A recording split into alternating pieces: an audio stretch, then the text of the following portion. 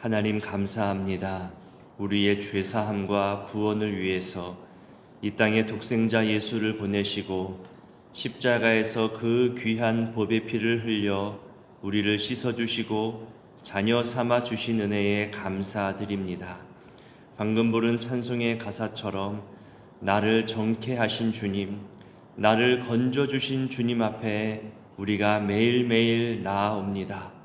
하루하루가 우리 죄악의 연속이고 실수하고 정말 추한 모습들이지만 있는 모습 그대로 나아오라 하셨사오니 주의 말씀 의지하여 주님 앞으로 말씀 앞으로 나아와 엎드립니다.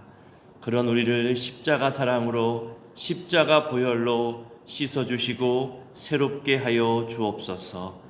하지만 우리의 고집과 교만이 이를 방해할 때가 있음을 또한 고백합니다.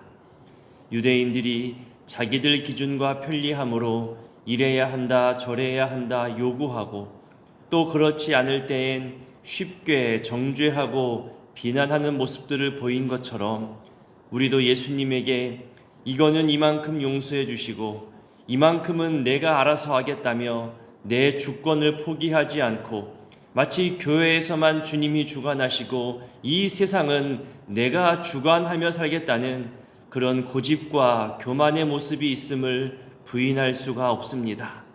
사람의 말을 더 신뢰하고 주의 말씀은 그저 참고하거나 인용할 정도로 그렇게 사람과 세상과 유행과 이익에 우리는 더 예민해하며 간사한 모습을 보이는 우리들의 모습임을 고백합니다. 하나님, 어떤 상황, 어떤 형편이든지 하나님의 섭리를 인정하게 하시고 하나님이 나를 사랑하신다는 것과 지금도 나와 함께 하시는 임마누엘로 인하여 감사하며 영광 돌리게 하옵소서. 하나님이 나와 함께 하심이 은혜요 감동이요 또한 큰 힘과 의지가 됨을 고백하고 동시에 하나님 지금 나와 함께 하시고 나를 감찰하고 계심이 두려움이 되게 하셔서 이런 여호와 경외의 신앙으로 하루하루 신실하게 살아가는 우리 신앙인들 되게 하옵소서. 하나님, 오늘 저녁부터 3일간 청년들이 겨울 수련회로 모입니다. 가까이 있는 장신대에서 청년들의 연합 집회로 말씀 사역자들과 문화 사역자들과 만남을 갖게 되고 또 청년들 자체적으로 모임과 나눔과 기도의 시간을 가지면서 한 해를 힘있게 시작하고자 합니다.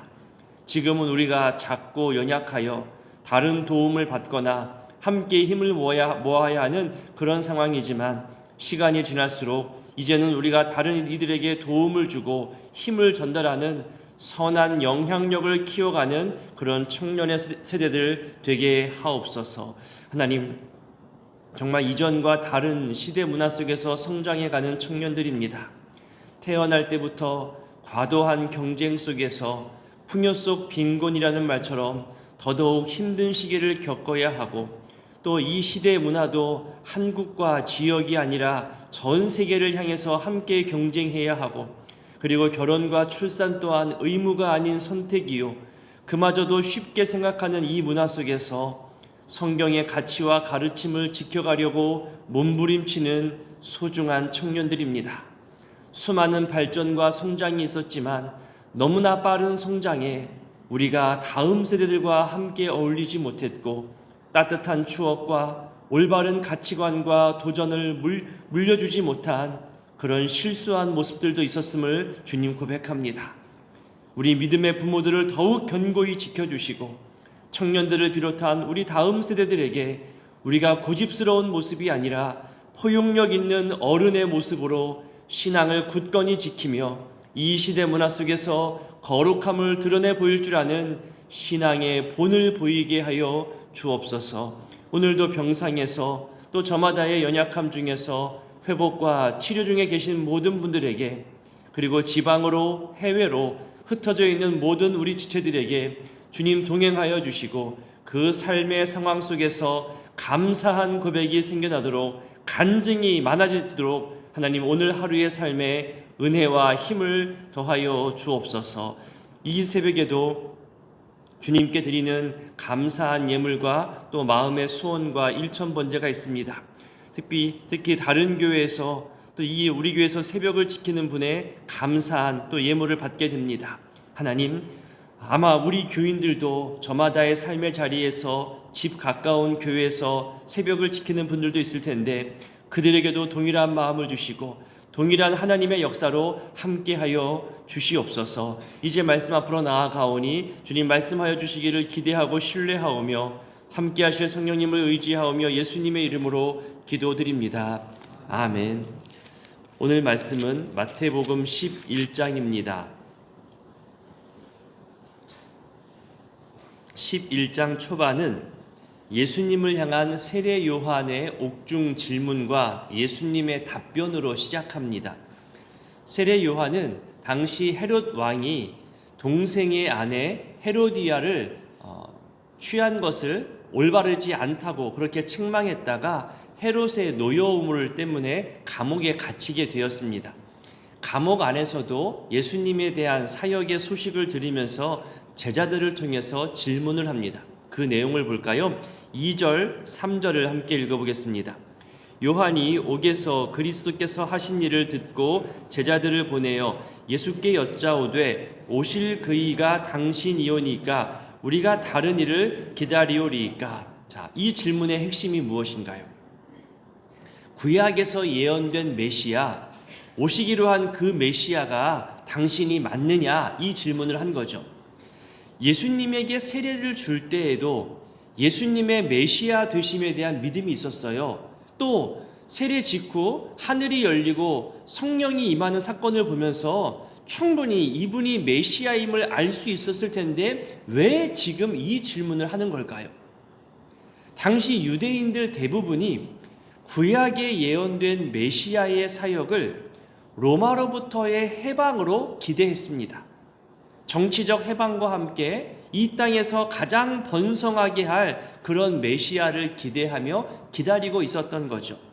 세례 요한 역시 이런 시대적 영향을 받았을 겁니다.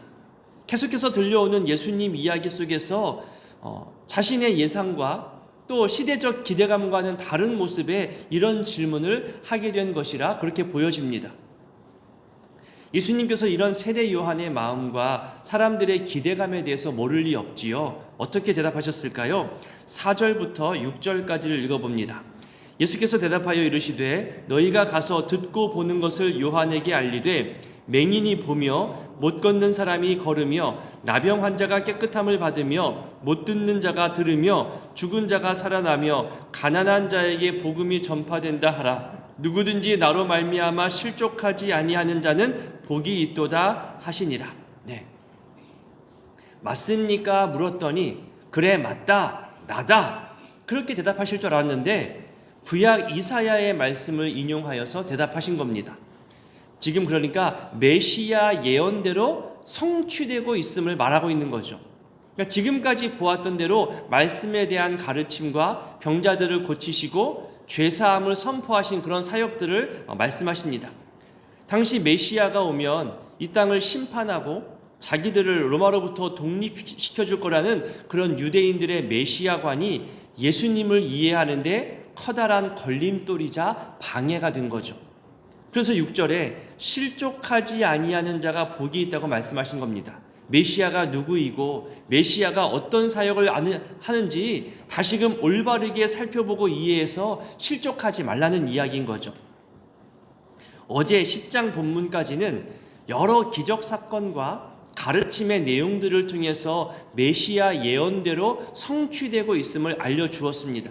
근데 오늘 11장부터는 이제 당시 유대 종교 지도자들, 기득권을 가진 유대인들로부터 배척당하는 모습을 보여주기 시작합니다. 이 모든 이유들의 중심에는 당시 유대인들이 가지고 있는 메시아에 대한 생각이 왜곡되어 있기 때문인 거죠. 심지어 세례 요한조차도 오해와 의심이 들 만큼 메시아관이 잘못 이해되고 또 잘못 갖고 있었던 겁니다. 근데 여러분 이게 2000년이 지난 오늘날 우리 모습이기도 합니다. 그리고 앞으로도 그럴 겁니다.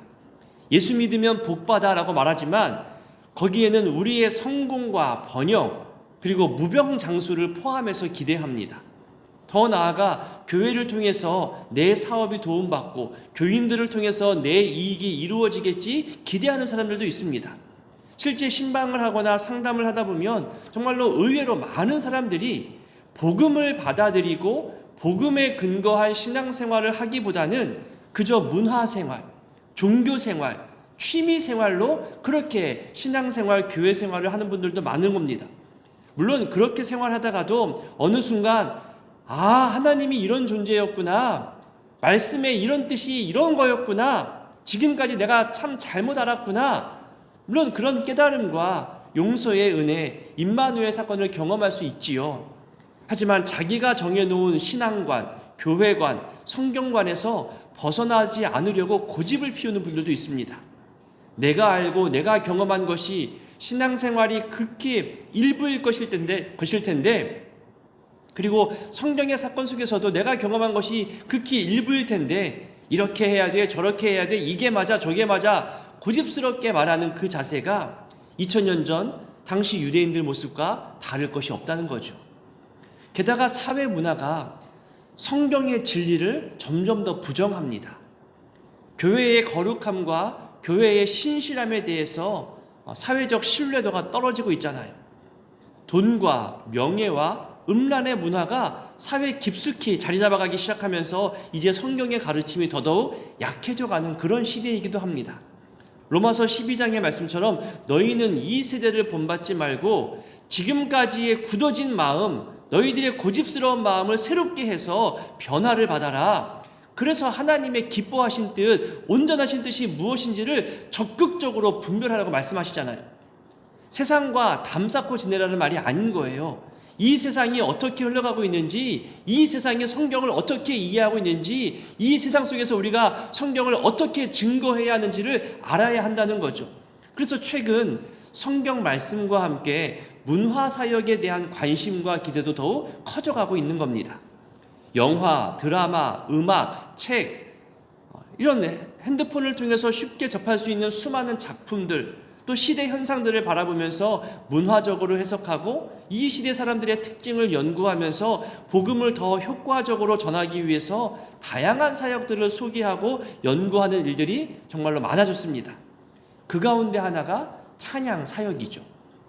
그리고 코로나 이후로 새롭게 만들어지는 이런 기독교 문화들에 대해서 소개하면서 빠르게 변화하는 시대에 대해서 교회가 어떻게 대처해야 하는지에 대한 대안도 내놓고 있는 겁니다. 그것이 정답일 수는 없을 겁니다. 하나의 대안이겠죠. 또 지역마다, 교회마다, 세대마다 형편이 다 다르기 때문에 똑같이 적용할 수도 없을 겁니다.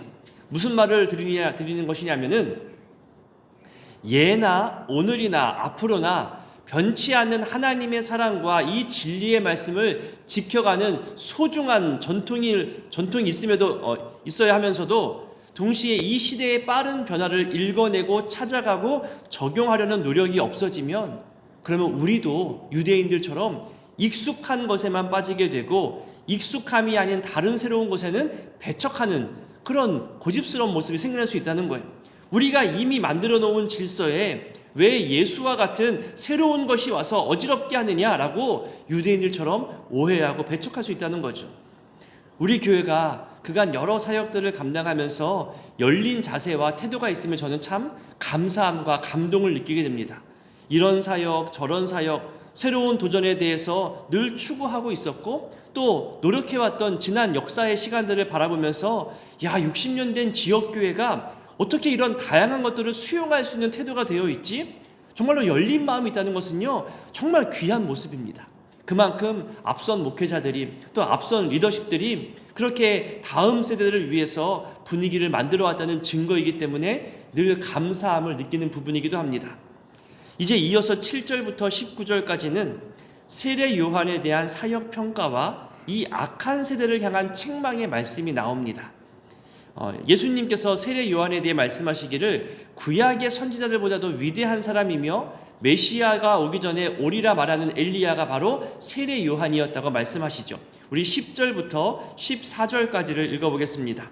기록된 바 보라 내가 내 사자를 내 앞에 보내노니 그가 내 길을 내 앞에 준비하리라 하신 것이 이 사람에 대한 말씀이니라. 내가 진실로 너희에게 말하노니 여자가 낳은 자 중에 세례 요한보다 큰 이가 일어남이 없도다. 그러나 천국에서는 극히 작은 자라도 그보다 크니라. 세례 요한의 때부터 지금까지 천국은 침노를 당하나니 침노하는 자는 빼앗느니라. 모든 선지자와 율법이 예언한 것은 요한까지니 만일 너희가 즐겨 받을진대 오리라 한 엘리야가 곧 이 사람이니라. 여러분 11절을 보세요. 여자가 낳은 자 중에 세례 요한보다 큰 자가 없대요. 이게 무슨 말이냐 하면 구약의 예언자들과 비교해서 세례 요한만큼 직접 그 길을 준비한 사람이 없었다는 거예요. 예언하는 것도 놀라운 사역이지만 예언한 대로 행하며 실제 준비하는 사역에 대해서 이처럼 평가하시는 겁니다. 세례 요한의 어머니에게 마리아가 찾아왔을 때 성령의 충만함을 가지고 마리아를 향해 찬양하잖아요. 너의 뱃속 아이가 복되다고, 주께서 말씀하신 대로 이루어질 것을 믿는 너가 참 복되다고 세례 요한의 어머니가 찬양했습니다. 그런 어머니 품에서 교육받고 자란 세례 요한입니다. 예수님의 메시아 되심, 성령의 잉태하심에 대해서 듣고 자랐을 겁니다. 그렇게 30년을 살았음에도 시대 문화가 주는 이 메시아관으로 인하여서 지금 오해하며 알아보지 못하는 모습들을 보여주고 있는 거예요. 이런 세례 요한과 또 오리라 한 예수님을 알아보지 못하는 영적 무지함의 세대에 대해서 책망하시기를 16절과 17절을 읽어볼까요? 이 세대를 무엇으로 비유할까? 비유하건대 아이들이 장터에 앉아 제 동물을 불러 이르되 우리가 너희를 향하여 피리를 불어도 너희가 춤추지 않고 우리가 슬피 울어도 너희가 가슴을 치지 아니하였다 함과 같도다. 장터는 사람들이 많이 모이는 곳이에요. 거기서 회의도 하고 토론도 하고 재판이 열리기도 했습니다. 아이들이 뛰어놀기도 했고요. 17절에 장터의 어린아이들이 어른들의 모습을 따라 흉내내는 것을 표현하는 거예요. 결혼식에서 피리를 불면 거기에 맞추어서 춤을 추었습니다. 장례식에서 슬피 애곡하면 가슴을 치며 슬퍼했습니다. 당시 어른들의 모습을 흉내내면서 노는 어린아이들의 모습을 지금 이야기하는 겁니다. 왜 우리도 어린아이들이 어릴 때 엄마 아빠 놀이, 소꿉놀이, 짝을 이루어서 하잖아요. 엄마 역할이 있으면 상대방이 아빠 역할을 해줘야 되죠. 그렇게 아이들 역할이 제대로 맞장구 쳐줘야 재미있게 놀 수 있는 건데 지금 본문을 보니까 그렇지 못하다는 거예요. 한쪽이 반응이 없다는 거죠. 피리를 부는 모습을 흉내내면 다른 한쪽이 춤을 춰야 하는데 가만히 있잖아요. 슬피 울면 다른 상대방은 가슴을 치며 반응을 해주면서 놀아야 되는데 그조차 하지 않는다는 거예요. 그러니까 세례 요한이 길을 준비해도 구약의 예언들이 이루어지는 것을 보면서도 사람들이 반응하지 않아요. 오히려 의심해요. 다른 것을 찾고 구하는 모습들, 이런 영적 무지와 무관심에 대해서 지금 비유로 책망하시는 겁니다. 또한 다 큰 어른들인 이 유대인들이 마치 어린아이들처럼 네 편 내 편을 나누고 삐지고 쉽게 갈라서고 반항하고 삐뚤어진 모습을 보이고 있으니 지금 그 모습을 책망하고 있는 겁니다. 다음 구절이 더 구체적인 지적과 책망을 합니다. 우리 18절을 읽어보겠습니다. 요한이 와서 먹지도 않고 마시지도 아니하매 아니라 아멘. 자, 세례 요한은 금욕과 절제의 삶을 살았어요. 광야에서 살면서 술도 마시지 않고 화려한 식탁도 없었죠. 사람들과 어울려 먹고 마시지도 않았습니다. 누가 초대해도 응하지 않았습니다. 이런 금욕과 절제의 삶을 살아가는 세례 요한을 향해 사람들이 귀신 들렸다고 평가하는 거예요. 비난하는 거죠. 이것 자체가 당시 유대인들의 모습을 보여주는 현상입니다. 여러분 보세요. 유대인들도 금식을 해요.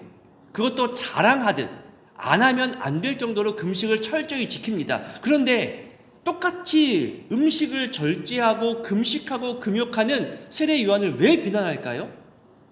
결국 유대인들의 금식은 자기 의를 드러내기 위한, 보여주기 위한 금식이었다는 거예요. 또 다른 명예와 자랑을 위한 방법이었던 거죠. 그런 문화 속에서 세례 요한을 식탁 자리에 초청했는데 응하지 않으니 야, 저거 귀신 들린 게 분명해, 우리가 하는 금식과 달라, 함부로 평가한 거예요. 사람들이 또한 세례 요한으로부터 수많은 영향력을 받으니까 시기 질투의 마음도 있었겠죠. 정말로 장터의 어린 아이들처럼 유치한 생각이었고 쉽게 편을 나누고 자기들 기준과 자기들 편리에 따라서 판단하고 비난하고 있었던 겁니다. 자, 그런 유대인들이 이제 정반대의 모습으로 예수님을 비난합니다. 우리 19절을 읽어볼까요? 인자는 와서 먹고 마시매 말하기를 보라, 먹기를 탐하고 포도주를 즐기는 사람이요 세리와 죄인의 친구로다 하니 지혜는 그 행한 일로 인하여 옳다함을 얻느니라. 자, 세례 요한을 향한 비난의 기준이 자기들 멋대로 바뀝니다.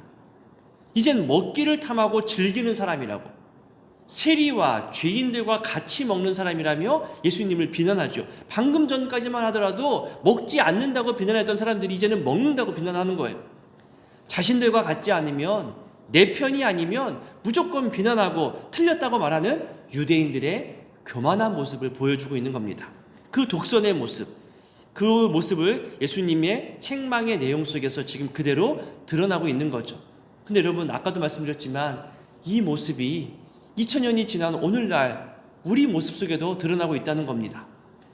우리도 말씀에 대한 반응보다 세상 문화와 시대 요청에 대한 반응이 훨씬 더 빠릅니다. 눈치 보며 여기저기 기웃거리며 내 이익을 찾잖아요.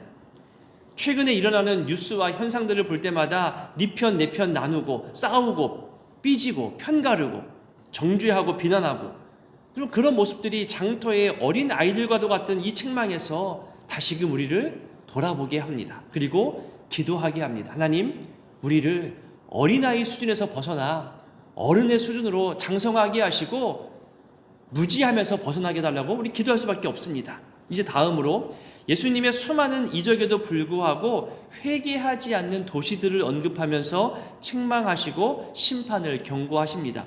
우리 20절을 한번 읽어보겠습니다. 예수께서 권능을 가장 많이 행하신 고을들이 회개하지 아니하므로, 아멘. 권능의 사역을 가장 많이 행하시고 보여줬음에도 불구하고 당시 사람들은 보여지는 것에만 관심을 가진 거예요. 행하신 이적들, 그 기적과도 같은 사건들을 신기했던 거죠. 결국 천국 복음 앞에서 회개하지 않으면 책망받을 수밖에 없음을 지금 말씀하고 있는 겁니다. 누군가를 지적할 줄만 알고 자기 자신의 잘못은 발견하지도 못하고 감추려고만 하는 그런 사람들, 신앙생활에 있어서도 지적하고 평가하기 전에 나를 돌아볼 수 있고 나의 실수와 나의 잘못들을 발견하고 돌이키는 것이 중요함을 다시금 생각하게 합니다. 오늘의 이런 말씀들을 생각해 볼 때 한 가지 확대해서 또 볼 게 있습니다. 예수님이 오실 길을 준비한 세례 요한을 향해서 누구보다 크다고 예수님 말씀하셨잖아요. 그렇다면 우리 이렇게 확대해서 생각해 볼 수 있지 않을까요? 이제 우리는 예수님이 남기신 일, 우리에게 맡기신 지상 명령을 주님이 다시 오실 때까지 신실하게 감당한다면 그 어떤 일보다 큰 사명이 되지 않을까요? 복음 증거, 그리고 가르쳐 지키게 하는 것, 땅끝까지 이르러 증인되라는 그 최후의 지상 명령이고 선교 명령들을 지켜가는 것이 이제는 이 시대에서 가장 큰 사명과 사역이 될 것입니다. 다시 말하면 본질대로 돌아가는 사역, 세상의 유행과 세상의 어떤 가치관에 휩쓸리는 사역이 아니라 성경의 본질과 주님 오시기 전까지 우리가 마땅히 해야 할 사역을 다시금 되찾는 것이 가장 중요한 사명이 될 것이라 생각해 보게 되는 그런 오늘의 말씀들입니다. 우리의 사명과 우리의 사역들이 주님 앞에서 칭찬받게 되기를 이 시간 기도해 주시고, 또 오늘부터 시작되는 청년부 수련을 위해서도 기도 부탁을 드립니다. 함께 주기도문으로 기도하겠습니다. 하늘에 계신 우리 아버지, 아버지의 이름을 거룩하게 하시며 아버지의 나라가 오게 하시며 아버지의 뜻이 하늘에서와 같이 땅에서도 이루어지게 하소서. 오늘 우리에게 일용할 양식을 주시고 우리가 우리에게 잘못한 사람을 용서하여 준 것 같이 우리 죄를 용서하여 주시고 우리를 시험에 빠지지 않게 하시고 악에서 구하소서. 나라와 권능과 영광이 영원히 아버지의 것입니다. 아멘.